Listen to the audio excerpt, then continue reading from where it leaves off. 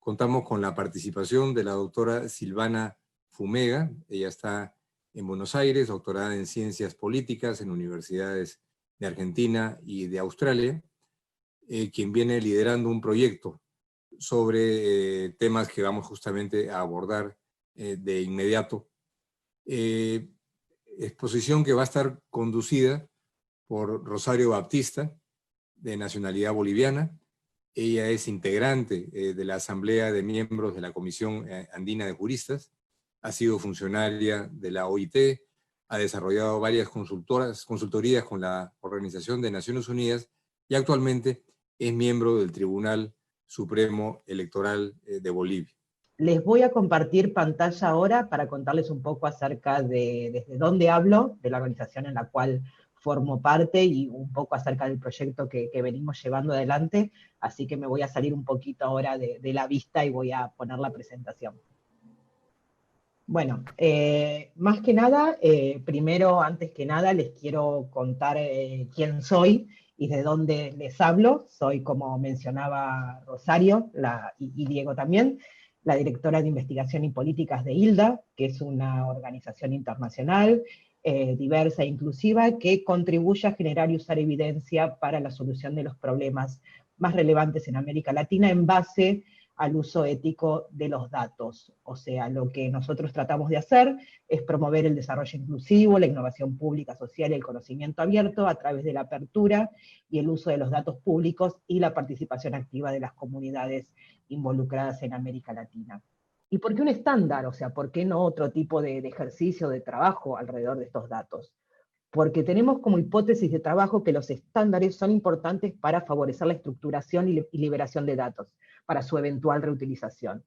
Es decir, los datos estructurados son condición necesaria, pero claramente no suficiente, para poder empezar a pensar cómo resolver los problemas, para poder empezar a pensar mejores políticas públicas que nos ayuden a resolver estos problemas.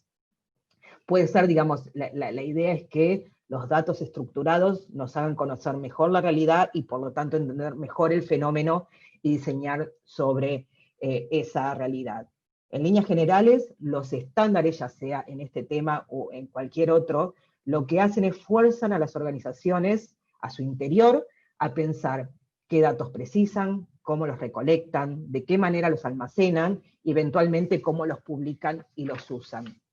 En líneas generales, no es solo un tema técnico.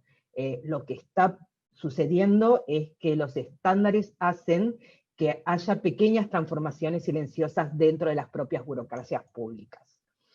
Y nuevamente, ¿por qué estándar de femicidio en particular? Cuando comenzamos a explorar el tema, lo que vimos fue que en este caso se reflejan las mismas debilidades y limitaciones que vemos en líneas generales en todo lo que tiene que ver con la infraestructura en torno a la información y los datos públicos en la región. A saber, son en muchos casos incompletos, hay una gran falta de conexión entre las instituciones, en este caso específico hay inconsistencias entre el tipo penal y el concepto social o político del femicidio o feminicidio, no están disponibles para uso inmediato, en muchos casos son pocos y con poca desagregación, como les mencionaba antes, hay un subregistro de casos, no hay una perspectiva integral para la medición de este fenómeno y en muchos casos tampoco están abiertos, con lo cual, si queremos conocer mejor el fenómeno y poder diseñar mejores políticas públicas en torno a este problema, un punto clave es entender cuál es la situación.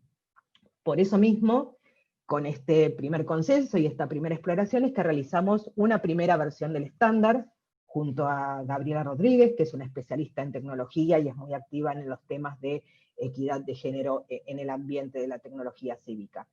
Este primer borrador contó con la retroalimentación de los especialistas que antes les mencionaba que habían participado del taller en Costa Rica, y a su vez una comunidad más ampliada de expertos, porque, digamos, para nosotros es clave la participación en este tipo de ejercicios. O sea, no podemos pensar en un estándar bajado desde alguna organización o entidad y, digamos, sin contar con la opinión y la perspectiva tanto de, digamos, de los usuarios, que es lo que hicimos luego de este primer borrador, como también de los expertos en los diferentes temas que cruzan este problema regional. Con eso, lo que realizamos, y para conocer, como antes mencionaba, un poco más acerca de el problema y cómo los propios productores de estos datos están viviendo esta realidad, es que tuvimos 2 talleres en 2018, en Mendoza, en Argentina, y en Montevideo, Uruguay, con los productores de estos datos. Algunos de los principales hallazgos, y esto es algo que nos llamó poderosamente la atención y que no conocíamos previamente a hablar con los productores de datos en los organismos públicos de ambos países, es la necesidad, acá está, digamos, fotos de los talleres en el 2018, pero como les decía, uno de los principales hallazgos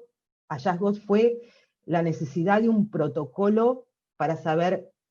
qué contamos cuando contamos. Si bien parece algo casi de sentido común, cuando uno va y ve cómo se producen esos datos, no es tan de sentido común. En muchos casos son procesos artesanales que están en la cabeza de una persona y que no están escritos y protocolizados, con lo cual, digamos, en el caso que esa persona o equipo de personas por algún motivo no esté más en esa unidad, el proceso se pierde y hay que empezar de nuevo. Ni mejor ni peor, o sea, no hay continuidad en los procesos. Por eso mismo, y con esta necesidad tan evidente que digamos que no era una necesidad de un solo país, que lo veíamos repetido en el diálogo con cada uno de los organismos públicos en diferentes países, es que realizamos un ejercicio de protocolización del proceso de identificación de femicidios, tomando como base el modelo de protocolo latinoamericano de investigación de las muertes violentas de mujeres por razones de género, y algunas adaptaciones que había hecho ya el Ministerio Público Fiscal de la provincia de Buenos Aires en Argentina. Lo que hicimos sí fue pensarlo con una vocación regional, es decir, no tiene ningún tipo de referencia a legislaciones específicas o unidades administrativas específicas de un país, para que cada uno de los países o unidades pueda adaptarlo a su propia realidad. Esto fue lo que fue la primera etapa del proyecto, que fue apoyado por IDRC y Fundación Avina, y con este paquete de instrumentos y con este conocimiento comenzamos en una segunda etapa, en este caso apoyada por el BID, y comenzamos a trabajar en 3 países de América Central: Honduras, Jamaica y Panamá. Con lo cual, de la misma manera que habíamos hecho antes, tuvimos que explorar cuál era la situación, sobre todo en términos jurídicos y también en términos de recolección de datos de estos 3 países. Lo que vimos es que tanto en Honduras como en Panamá existe legislación específica que penaliza el femicidio o feminicidio como crímenes diferenciados del homicidio. En el caso de Jamaica, por el contrario, no existe tal definición jurídica ni social. En Jamaica lo que ocurre son que estos crímenes están asociados con mucha frecuencia a relaciones íntimas y domésticas, y se enmarcan dentro de la ley de violencia doméstica, pero no se enmarcan como un femicidio, sino como un homicidio relacionado con violencia doméstica por pareja o expareja. Y a su vez, la otra categoría que usa Jamaica es la de asesinato-suicidio, porque en muchos casos estos crímenes, luego de que, digamos, se llevan adelante, el victimario lo que hace es cometer un suicidio. Es una práctica muy habitual que vimos, y por eso tiene una categoría específica dentro de la legislación jamaiquina. Todos estos análisis y todos estos datos previos a las visitas de estos países se realizaron a través de recabar informaciones de datos abiertos oficiales, aquellos disponibles en líneas, reportes de investigación independientes, entrevistas e información remitida por entidades oficiales, y reportes de estos análisis que realizan cada uno de los países. Acá les muestro simplemente a modo de ejemplo el ejercicio que hicimos nosotras de comparar los datos que recaban cada uno de los países contra el estándar, y como verán ahí, Panamá recaba 51 de las 66 variables, Honduras 19, Jamaica 13, digo, nuevamente, esto es meramente a modo de ejemplo y para ilustrar un poco la complejidad del tema y las diferencias entre cada uno de los países. Lo que vimos sí en común es que hay variables que se repiten en todos los casos, en relación al hecho, al imputado, a la víctima, a la relación con la víctima, pero es un número acotado. hay muchas otras que en algunos países se recaban y en otras no, y justamente ahí es donde viene nuestro trabajo de impulsar esa mejora en la recolección para poder entender en forma más acabada el problema. Para no extenderme demasiado, les cuento algunas de las lecciones que hemos aprendido a lo largo de estos procesos. Es que los conceptos y las definiciones legales y las diferencias acerca de eso importan y deben tenerse en cuenta. En muchos casos, y eso probablemente ustedes lo sabrán mucho mejor que yo, hay divergencias con respecto a una misma base de datos entre la interpretación que hace el gobierno y la sociedad civil. Esto, que inicialmente puede parecer un problema, en realidad es una fortaleza porque es una oportunidad para el diálogo y mejorar los procesos que se llevan adelante. O sea, no pensar estas divergencias como limitantes, sino como oportunidades para establecer nuevos diálogos. En relación al proceso en sí, lo que vimos es que es totalmente necesario establecer mecanismos institucionales claros entre las diferentes instituciones, donde se cuente con diferentes niveles de acceso. Cuando nosotros hablamos de datos abiertos, esto no implica que absolutamente todos los datos que se recaban deban ser abiertos, o sea, no hay una dicotomía entre abierto y privado. Hay muchos datos, y de vuelta, muchos de ustedes los deben saber mucho mejor que yo, que necesitan ser resguardados, que la privacidad de la víctima y el no revictimizar a los familiares, a las personas queridas de esa víctima, necesitan ser resguardados y cuidados, con lo cual, digamos, diferentes arreglos institucionales para que diferentes datos tengan diferentes niveles de acceso. Eso también, digamos, se relaciona, debe haber una clara y única voz oficial con respecto a los números de femicidio por país. En algunos casos vemos que hay registros paralelos de diferentes instituciones públicas y que no hay una voz clara acerca de cuál es el último número, cuál es el número oficial acerca de estos temas, y es claro que haya, es importante que haya mayor claridad en los arreglos institucionales dentro de los propios organismos de un poder, como a su vez entre poderes. En muchos casos nos vimos a su vez con la necesidad de adaptarnos a sistemas heredados, sistemas que tenían problemas de carga manual y demás. En líneas generales, lo que hacemos es tratar de mejorar esos sistemas y no, digamos, simplemente decir que hay que cambiarlos, porque eso generalmente no es posible, con lo cual hay que adaptarse a trabajar con los sistemas que hay y ver cómo se pueden mejorar. En cuarto lugar, y esto sí quiero resaltar, hay en muchos casos una falta de perspectiva de género de los actores que trabajan en el tema, ya sea desde los sistemas judiciales como los sistemas de seguridad, y son actores clave a la hora de recabar datos. Muchos de ellos, sobre todo los del sistema de seguridad, son los primeros en llegar al hecho, con lo cual, si estas personas no entienden la importancia y no saben la importancia del rol que están cumpliendo y de los datos que tienen que recabar y por qué eso es importante, en muchos casos se puede perder una gran cantidad de datos que luego no se puede volver atrás y no se pueden recabar. Con lo cual es importante, digamos, que haya mayores entrenamientos acerca de por qué estamos hablando de femicidio y no solamente de homicidios, y por qué es importante entender el enfoque de género en estos temas. Una situación compleja a resolver es que la muerte de una mujer, como ustedes saben, no configura automáticamente un femicidio. Durante la investigación de un caso o incluso después de cerrado puede emerger información que indica que nos encontramos o frente a un femicidio o lo contrario, digamos, que algo que haya sido clasificado como un femicidio, luego aparezcan nueva información que así, que diga que no lo es. Con lo cual es importante tener procesos claros, perdón, se me fue la presentación, procesos claros para la actualización de esos datos. Lo que hemos hecho nosotros fue un flujograma que lo damos en los talleres a modo solamente de sugerencia para poder entender mejor los procesos y nuevamente protocolizar esos procesos. Yo tengo algunas inquietudes que me han quedado porque evidentemente encuentro que es sumamente importante este tema de estandarizar datos. ¿Ustedes han identificado en los estudios que han hecho en estos 3 países y los 2 nuevos que están incluyendo en su análisis, en Bolivia, por ejemplo, tenemos muchas dificultades de identificar, incluso internamente, qué instituciones serían o cómo se podría hacer que haya una uniformidad interna de datos. Si tú quieres hacer una investigación,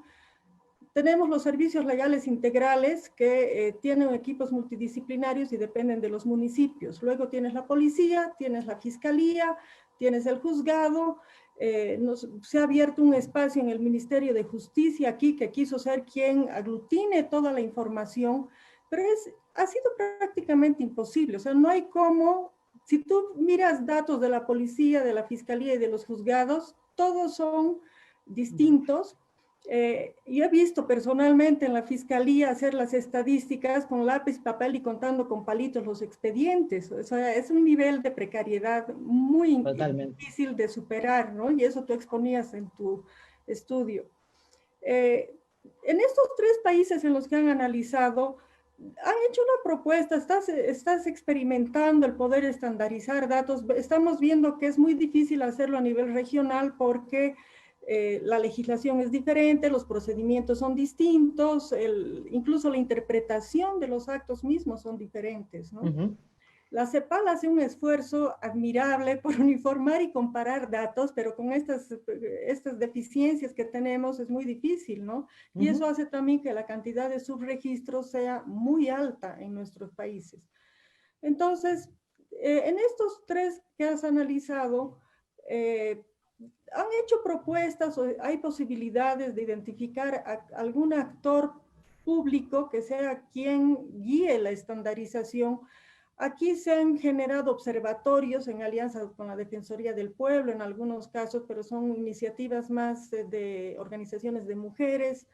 alguna ONG que reunía datos con esas preguntas importantes que tú haces, ¿no? ¿Qué cuento cuando cuento? ¿Qué buscas? ¿No? ¿Qué información? Y hay datos muy importantes que normalmente el Estado no los recaba, por ese otro dato que tú dabas de que no hay,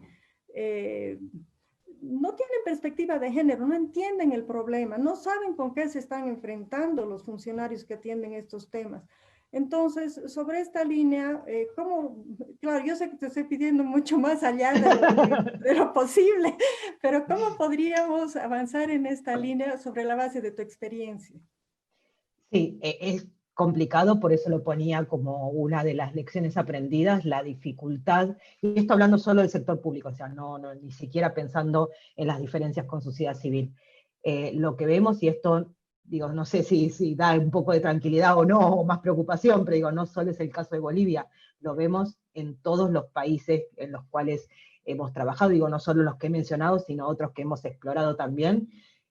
la dificultad de las relaciones interinstitucionales para definir una sola voz, un solo registro, del poder que sea, no importa. Y eso, digamos, es complicado. Sí hay varios intentos, ya sea como el caso de Panamá y en Costa Rica, hay mesas que se reúnen con cierta periodicidad con representantes de diferentes organismos dentro del sector público, donde se discute y se revén los casos que van surgiendo, digo, esto pensando en un número no exorbitante y que pueda ser, digamos, analizado en detalle uno por uno, pero sí se realizan en muchos casos, en algunos casos se reúnen semanalmente, en otros mensualmente, pero hay como mesas de trabajos con representantes de los diferentes organismos. Entiendo que es difícil ser el organismo que llama a esa mesa de trabajo, digo, creo que ahí también es la complejidad, quién es el que tiene la autoridad para llamar al resto. Pero esos son acuerdos internos, digo, y eso cambiará mucho de país en país, en algunos casos es el Poder Ejecutivo, en otros casos el Poder Judicial, digo, varía mucho de país en país, pero me parece que es una manera de poder llevar adelante y ponerse de acuerdo con representantes, sobre todo técnicos, o sea, gente que trabaja en la parte técnica de estos datos, que pueda, digamos, llevar la voz cantante y la representación de cada uno de los organismos. No hay una solución mágica para realizar, digamos, ese acuerdo, pero es una de las maneras que vemos, por lo menos en los ejemplos, más efectiva para llegar a un acuerdo y tener un solo número acerca de cuál es el número en el país X. El otro tema con respecto a sociedad civil, sí, en general digo, y esto de vuelta se repite en todos los países, los números que recaba sociedad civil no son los mismos a los que recaba el sector público. Digo, por cuestiones obvias, en muchos casos sociedad civil se basa en también reportes de medios, en el alcance con el trabajo con organizaciones de bases y demás, que en muchos casos, si bien hay un trabajo en muchos observatorios y en muchos organismos en diferentes países de la región, hay una cuestión metodológica detrás, y que eso hay que explicitarlo, digamos. Para que los datos sean oficiales tienen que seguir determinada metodología y determinado proceso, que en muchos casos los datos que a veces aparecen o en los diarios o por contactos personales, no, digamos, no suministran la cantidad de información suficiente como para poder registrarlas. O sea, de todos modos, hemos visto muchos esfuerzos de muchos organismos públicos en acercarse y entender mejor cómo mejorar esos datos, y en muchos, como has mencionado tú, en observatorios, en diferentes observatorios de la región, se trabaja con organismos de sociedad civil también, para, digamos, tratar de reducir esa brecha entre los datos oficiales y los datos que recaban los organismos de sociedad civil. Y con respecto al tema de género, sí, es clave, y lo vimos en muchos casos, incluso con gente con las mejores intenciones, digamos, si a un determinado fiscal que está con una cantidad de trabajo increíble y que no da abasto con la cantidad de expedientes que tiene que llevar adelante, el probar que un femicidio, digo, que obviamente requiere un número extra digamos, de elementos probatorios para calificarlo como femicidio y no como un homicidio, y si después la pena es la misma, en muchos casos, por no entender la importancia de la visibilidad de estos temas, digo, y sin hacer ningún tipo de juicio de valor, digo, sabemos que en muchos países en los cuales nosotros trabajamos, los poderes judiciales y las fiscalías están abarrotadas de trabajo, con lo cual, si a alguien que no entiende la importancia de visibilizar estos temas les están diciendo que la pena es la misma por una cantidad un poco menor de trabajo, obviamente va a ir, digo, de vuelta, en casos específicos por el homicidio, pero no porque quiera hacer mal su trabajo, sino porque nadie le explicó la importancia que tiene en visibilizar la diferencia entre femicidios y un homicidio. Y lo mismo pasa con